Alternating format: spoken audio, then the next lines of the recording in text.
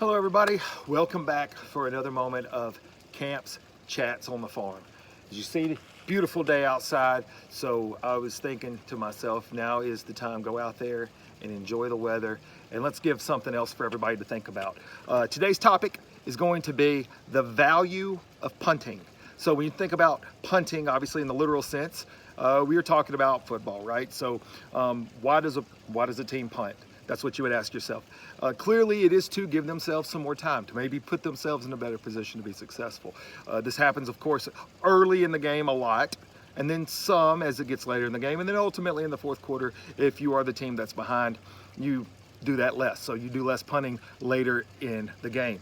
So when we look at this and we apply it to our life, let's think about our life being in quarters. So the first 25 years would be like the first quarter, then the next 25, the second quarter.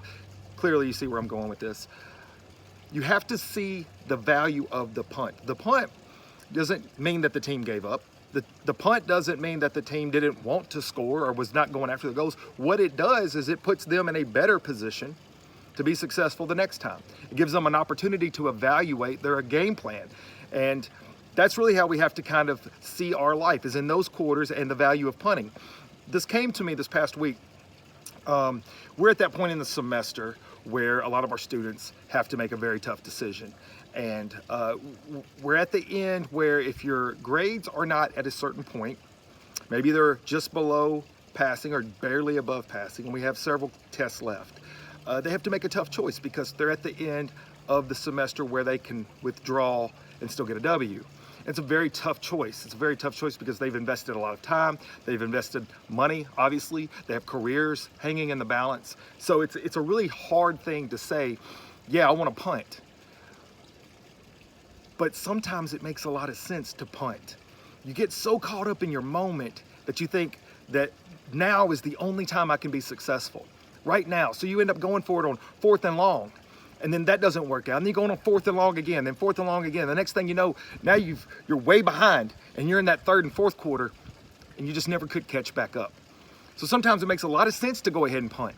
Get the ball down on the other side of the field. Make yourself have a better chance of reevaluating how you're going about the process. And so for some of our students, they had to do that. They had to make the choice. You know what? I'm going to punt. I'm going to put the ball on the other end of the field. I'm going to go back, I'm going to look at how I've done these things, and it matters to you. And you're going to fight, and you're going to claw for every inch that you're going to get. And it's the same thing in life. It's the same thing in football. It's no different.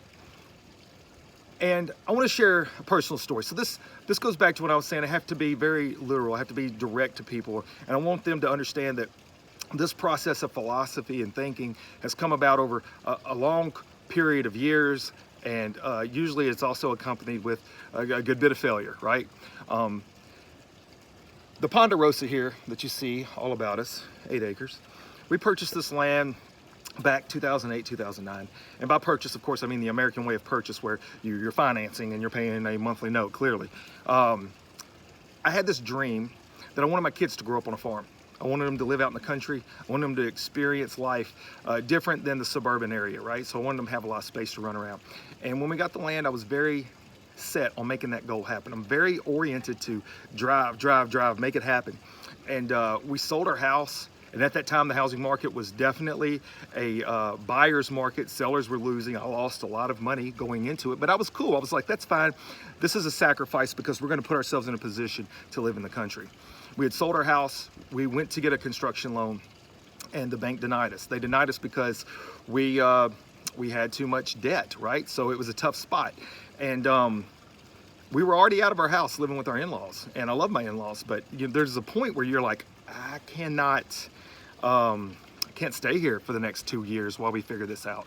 So we had to kind of hit a little bit of a reset. So we bought a house. It was a fixer-upper, and I told my wife, give me 3 years. 3 years, and we will make the land happen.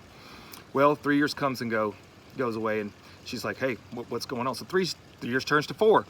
And I said, all right, I'm going to make this happen. So again, I go back on the field and I'm pressing down the field and I'm using the same game plan as before. And we sell the house and we move everything out of the house. And then 2 days before we went to close, the buyers backed out. And so now we're living out of our house again. We're living with in-laws. All of our stuff's in storage once again. And I was at a loss. Here I felt like I was doing the right thing and I was pressing forward and I was trying to make things happen, and yet I just could not do it. And that was when my father-in-law said, sometimes you got to punt. I was like, dang, yes, yes, yes, punt. Let me think about this. Let me reevaluate. Let me get a better game plan. Don't do it the same way every time. Every time you do it the same way, you can expect the same results. We know this. Einstein said, the truest form of insanity is doing the same thing over and over again, expecting different results. Well, I didn't do it the same way. I went back and I reevaluated and I paid our bills down. I went back to the bank 2 years later, 6 years now into this whole thing. And I said, I would like to get a loan and still keep our house. And we were able to make it work. And we kept our house, and then we started construction. And then I put the house up for sale after that, which was a guarantee at that point we were going to be able to move into our house. The house sold immediately. We moved into our camper, and the rest was history. But the reality was, if I would have just kept pressing the same way over and over and over, how do I expect to ever be successful if the first 3 times didn't work? If you run the ball up the middle, every time they're going to stop you, you got to come up with a different game plan. And I think that applies to a lot of people, not just my students. I think that applies to every facet of life, whether you've tried out for a baseball team, a cheer team, maybe you've tried out for a job and it just didn't work. Maybe you got to reevaluate. Maybe you need to punt and then go back after it. I hope this has been helpful. We are going to do another one next week. I'm going to continue to write some stuff, and if you have topics you want to throw at me, I would love to discuss them. Come on, ride along with me on this journey. Until the next time we speak, as always, be good to one another.